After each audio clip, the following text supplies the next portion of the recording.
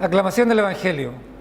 Porque de tal manera amó Dios al mundo, que ha dado a su Hijo unigénito, para que todo aquel que en Él cree no se pierda, mas tenga vida eterna. Nos ponemos de pie, por favor, para escuchar el Evangelio del evangelista Juan, capítulo 4, versículos 5 al 26. Alabemos juntos. Gloria sea a ti, oh Señor.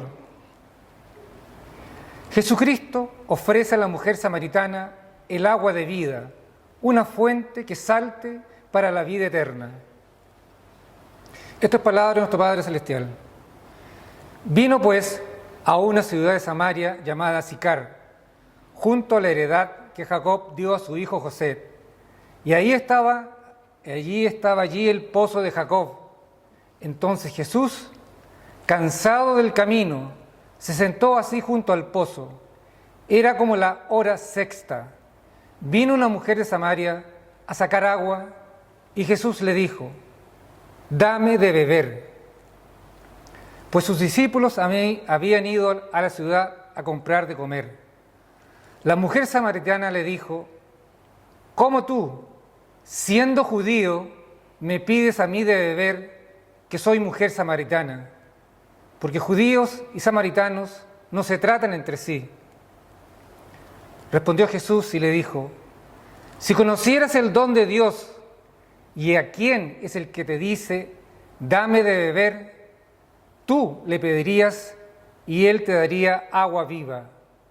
La mujer le dijo: «Señor, no tienes con qué sacarla y el pozo es hondo. ¿De dónde, pues, tienes el agua viva? ¿Acaso eres tú mayor que nuestro padre Jacob, que nos dio este pozo, del cual bebieron él, sus hijos y sus ganados?» Respondió Jesús y le dijo: «Cualquiera que bebiere de esta agua volverá a tener sed. Mas el que bebiere del agua que yo le daré no tendrá sed jamás, sino que el agua que yo le daré será en él una fuente de agua que salte para vida eterna». La mujer le dijo: «Señor, dame esa agua para que no tenga yo sed, ni venga aquí a sacarla». Jesús le dijo: «Ve, llama a tu marido y ven acá». Respondió la mujer y le dijo: «No tengo marido». Jesús le dijo: «Bien has dicho, no tengo marido, porque 5 maridos has tenido, y el que ahora tienes no es tu marido. Esto has dicho con verdad». Le dijo la mujer: «Señor, me parece que tú eres profeta. Nuestros padres adoraron en este monte, y vosotros decís que en Jerusalén es el lugar donde se debe adorar». Jesús le dijo: «Mujer, créeme, que la hora viene cuando ni en este monte ni en Jerusalén adoraréis al Padre. Vosotros adoráis lo que no sabéis, nosotros adoramos lo que sabemos, porque la salvación viene de los judíos, mas la hora viene, y ahora es, cuando los verdaderos adoradores adorarán al Padre en espíritu y en verdad, porque también el Padre tales adoradores busca que le adoren. Dios es espíritu, y los que le adoran en espíritu y en verdad es necesario que adoren». Le dijo la mujer: «Sé que ha de venir el Mesías, llamado el Cristo. Cuando Él venga, nos declarará todas las cosas». Jesús le dijo: «Yo soy el que habla contigo». Esta es palabra de Dios, hermanos y hermanas. Alabanza sea a ti, oh Cristo. Oremos, hermanos y hermanas. Amado Señor, te damos gracias porque una vez más nos has movido a esta tu casa de oración para escuchar tu palabra de vida, tu palabra que nos quita la sed de justicia, la sed de paz, la sed de gozo, que solo obtenemos con ella para vida y vida eterna. Te rogamos que siempre podamos ponernos a los pies de la cruz para escuchar esa palabra viva, esa palabra que no solamente nos mueve espiritualmente, sino que también, por fe y confianza en ti, nos mueve a predicarla y a entregarla a otros para vida eterna. En Cristo oramos, porque en Él creemos y confiamos. Amén. Nuestro sermón del día, tomado del texto del Evangelio que hemos escuchado del capítulo 4 del evangelista Juan, en sus versículos 5 al 26, nos dicen como tema: adoremos al Padre a través de Jesús en espíritu y en verdad. Hermanos y hermanas en Cristo nuestro Señor, gracia y paz tenemos en su palabra viva y eficaz, que nos sacia. Pero, ¿alguna vez han sentido ustedes sed que ninguna cosa de este mundo puede saciar? Una sed de perdón, una sed de paz, una sed de sentido, de algo permanente en medio de todo lo que pasa y perece. Esa es precisamente la sed que Dios mismo viene a saciar en Cristo Jesús. Hoy, en esta temporada de Cuaresma, nos acercamos al pozo de Jacob en Sicar, y allí encontramos a un Jesús que no esperó a que nadie lo buscara. Él fue al encuentro de una mujer marcada por la vergüenza, la soledad y el pecado, y le ofreció lo que ningún pozo del mundo puede dar: agua, y agua viva, viva, que vive para vida eterna. Este relato no es solo la historia de una mujer samaritana, es en realidad nuestra historia. Es la historia de toda alma sedienta de Dios en su misericordia que lo va a buscar. La hora del mediodía, el peso de la vergüenza. Que la mujer samaritana fuese al pozo de Jacob a la hora sexta, que es como la hora del mediodía, cuando el sol ardía con más fuerza, no es un detalle sin importancia. Las mujeres de aquel tiempo acudían al pozo por la mañana o al atardecer, en comunidad. Ir al mediodía era ir sola, evitando el escrutinio y las miradas de la aldea. Ella cargaba sobre sus espaldas el peso de una vida marcada por relaciones rotas. Había tenido 5 maridos y el hombre con quien vivía no era su marido. La ley de Dios habla con claridad: no cometerás adulterio. Esa ley la acusaba. Cada paso hacia el pozo, bajo el sol implacable, era el reflejo de una vida huyendo del juicio humano, pero incapaz de escapar del divino. Hoy también hay almas solitarias que en la noche, en el silencio de una pantalla, en la privacidad de un pecado que nadie conoce, se albergan. La ley de Dios nos expone a todos. No hay justo ni aún uno. Era doblemente impropio lo que ocurrió en aquel pozo.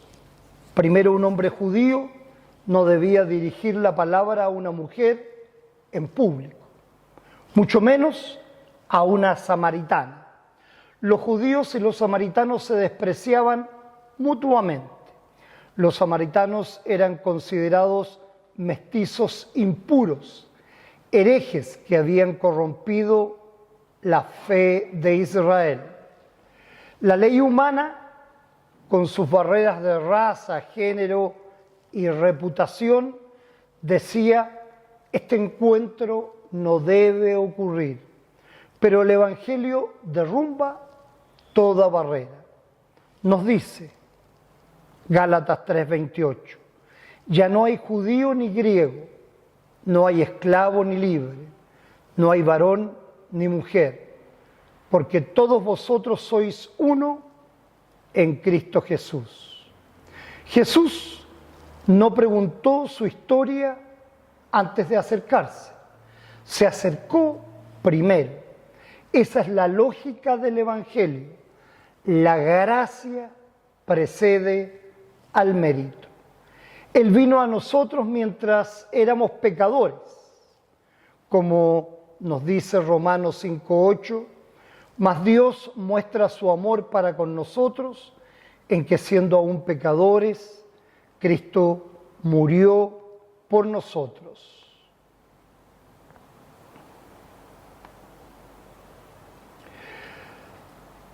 La mujer argumentó la autoridad del patriarca. ¿Acaso eres tú mayor que nuestro padre Jacob, que nos dio este pozo? Era una pregunta legítima, cargada de orgullo ancestral. Jacob había cavado ese pozo con sus propias manos. Era símbolo de herencia, de identidad, de provisión generacional. Pero Jesús responde con una promesa incomparable. Cualquiera que bebiere de esta agua volverá a tener sed, mas el que bebiere del agua que yo le daré no tendrá sed jamás, sino que el agua que yo le daré será en él una fuente de agua que salte para vida eterna. Jacob fue un hombre de fe, pero también fue un pecador como todos nosotros. El pozo que cavó saciaba la sed física por un momento. Cristo, el Hijo eterno de Dios, ofrece algo que ningún patriarca ni ninguna tradición religiosa puede dar: la vida misma. Él es el Hijo que existía antes que Abraham, como dice Juan 8:58, antes que Abraham fuese, yo soy. Es mayor que Jacob porque él es Dios encarnado, el cumplimiento de toda promesa. Entonces Jesús le dijo: ve, llama a tu marido y ven acá. Era una orden imposible de cumplir sin honestidad. Jesús ya sabía la verdad, no preguntaba para informarse, sino para que ella reconociera su condición ante Dios. Este es el uso de la ley en la predicación. Lex semper accusat, la ley siempre acusa. No para destruir al pecador, sino para preparar el corazón para la gracia.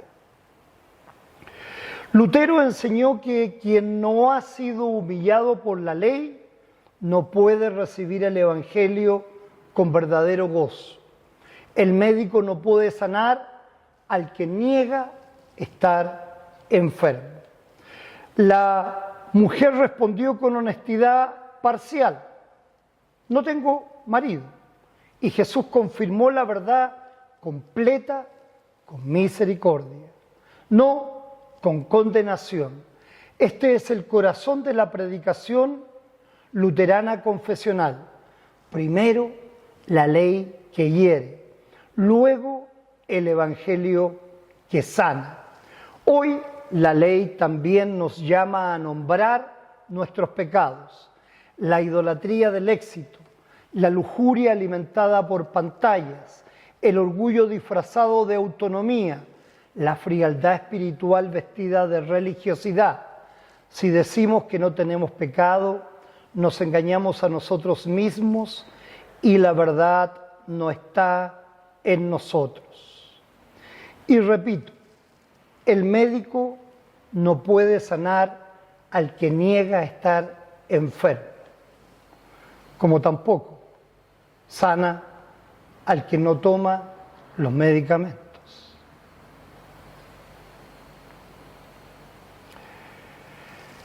La imagen que usa Jesús es extraordinariamente viva, no un pozo del que saca agua con esfuerzo, sino una fuente de agua que salta para vida eterna.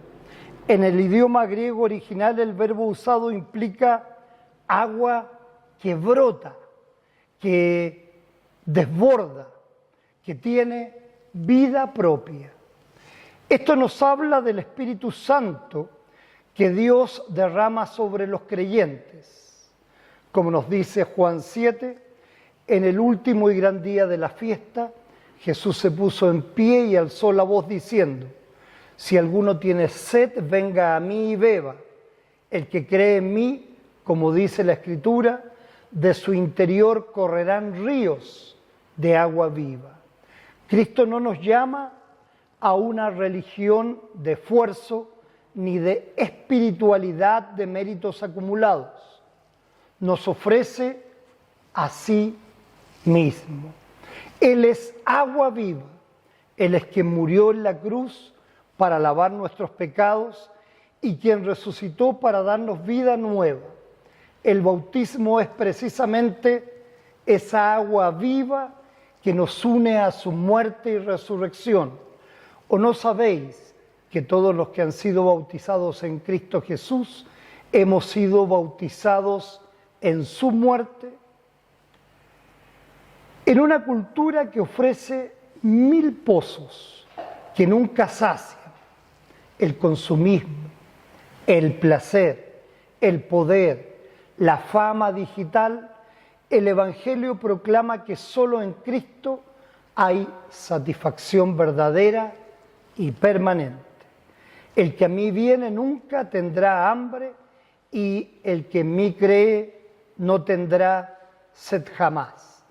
Por eso usamos constantemente los medios de gracia como nuestra Santa Cena, que nos mantienen a los pies de la cruz, primero reconociendo nuestros pecados y seguidamente aceptando que la salvación viene de Cristo Jesús, que tomamos verdadero cuerpo y verdadera sangre solo por fe, porque esa fe en Él nos lleva a vida eterna.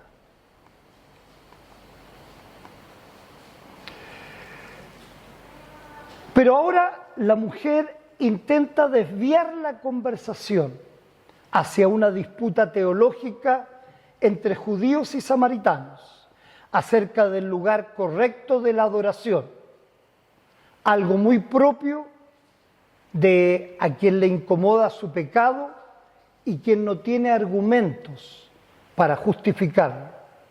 Jesús respondió con una afirmación que tiene peso histórico y teológico. Vosotros adoráis lo que no sabéis, vosotros adoramos lo que sabemos, porque la salvación viene de los judíos. Es como si hoy día dijéramos: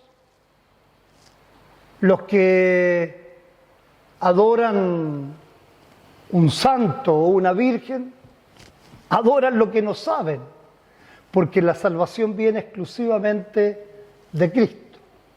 Es en ese pie que nuestro Señor le habla a esta mujer samaritana. No es esta, la de Jesús, una afirmación de superioridad étnica. Es una afirmación de historia de la redención. Dios eligió a Israel como al pueblo a través del cual vendría el Salvador prometido. Nos dice Hebreos 1, Dios, habiendo hablado muchas veces y de muchas maneras en otro tiempo a los padres por los profetas, en estos postreros días nos ha hablado por el Hijo.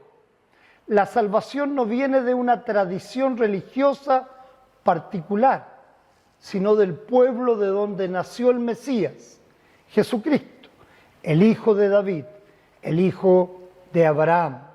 Adorar, sabiendo esto, significa adorar anclados en la historia real de la salvación, no en sentimientos vagos ni en experiencias subjetivas. La adoración cristiana luterana confesional está enraizada en la palabra, en los sacramentos, en la promesa concreta de Cristo encarnado, crucificado y resucitado. Jesús revela en este texto la naturaleza de la verdadera adoración.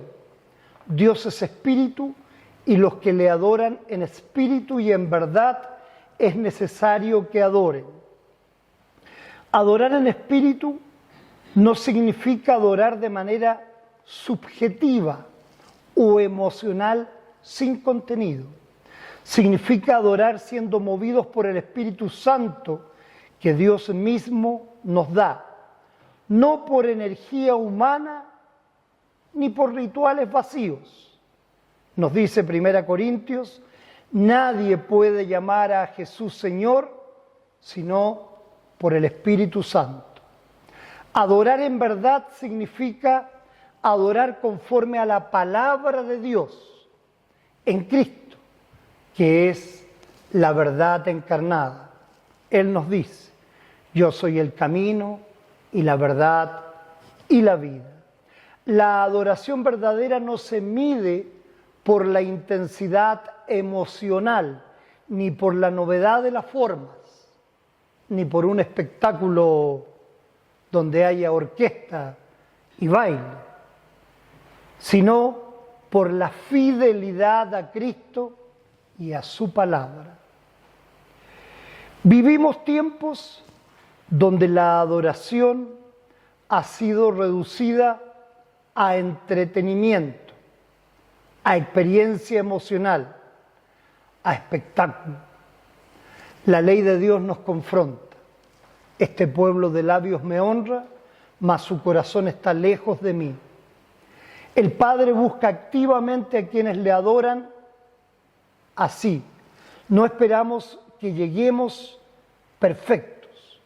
Nos transforma a través de su palabra y sacramentos para que podamos adorarle en verdad.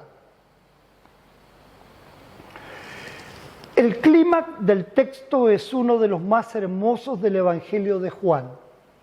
La mujer menciona al Mesías prometido y Jesús le responde con una de las declaraciones de mayor peso teológico. Yo soy el que habla contigo. En el texto del Evangelio de Juan, yo soy resuena con el nombre divino revelado a Moisés. Yo soy el que soy. Jesús no dice solamente que Él es el Mesías, afirma ser el Dios eterno, que viene a hablar, a revelarse, a salvar a esta mujer en particular. Jesús no se reveló primero al sumo sacerdote, ni a los maestros de la ley. Se reveló a una mujer samaritana, marcada por el pecado y la soledad junto a un pozo al mediodía. Esto es el Evangelio en su forma más pura. La gracia va donde el mérito no puede llegar. Y ella fue y evangelizó. En Juan 4:29 se nos dice, venid, ved a un hombre que me ha dicho todo cuanto he hecho. ¿No será este el Cristo? La primera evangelista del Evangelio de Juan fue esta mujer anónima, transformada por el encuentro con Cristo. La Reforma Luterana siempre ha confesado que del Evangelio recibido fluye naturalmente el impulso de compartirlo.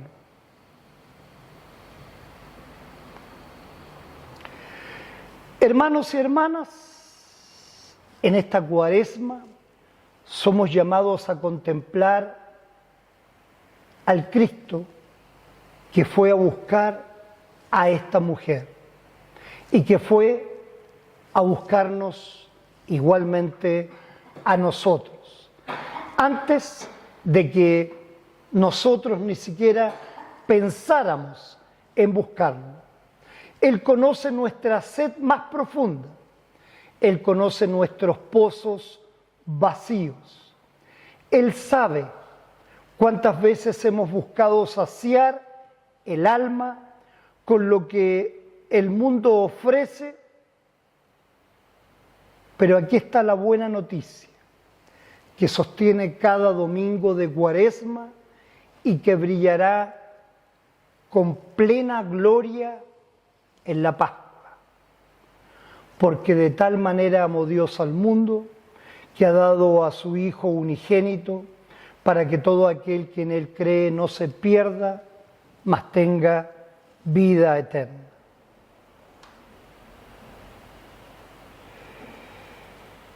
Cuando nosotros pensamos, quizá, ¿quiénes somos nosotros para que Dios se preocupe? Para que Cristo personalmente me dé salvación y vida eterna. En este Evangelio encontramos la verdad. Una mujer, una pecadora, una samaritana, una persona que de acuerdo a la realidad cultural de ese momento, y es una palabra fuerte, pero es la verdad, era despreciable, al igual que nosotros. ¿Ok? Digamos la verdad. Somos despreciables, sin embargo, Cristo murió por mí y por cada uno de ustedes. Por tanto, nos dice la palabra, compartamos en amor esta verdad, compartamos la salvación, compartamos la posibilidad que tenemos de que nuestro Salvador personal se apiade, tenga misericordia de cada uno de nosotros, porque para Él, aun siendo pecadores, somos lo más importante. Por eso, simplemente dio su vida por nosotros. Y por tanto la palabra nos dice, id por todo el mundo y predicad el Evangelio a cada criatura. Seamos enviados, aún sin mérito propio, solo el mérito que el Evangelio nos da, en el cual creemos y confiamos, así como también en nuestro Señor y Salvador. Adoremos al Padre a través de Jesús en espíritu y en verdad. Amén, hermanos y hermanas. Y los invito, como cada semana, a orar antifonalmente. Señor, danos de esa agua para que no tengamos sed. El que bebiere del agua que yo le daré no tendrá sed jamás. Dios es espíritu, y los que le adoran en espíritu y en verdad es necesario que adoren. Yo soy el camino y la verdad y la vida. Nadie viene al Padre sino por mí. Venid a mí, todos los que estáis trabajados y cargados, y yo os haré descansar. Señor, ¿a quién iremos? Tú tienes palabras de vida eterna. Gracias a Dios por su don inefable. Amén. Y la paz de Dios, que sobrepasa todo entendimiento, guarde vuestros corazones y vuestras mentes en Cristo Jesús, para gloria de Dios Padre. Amén.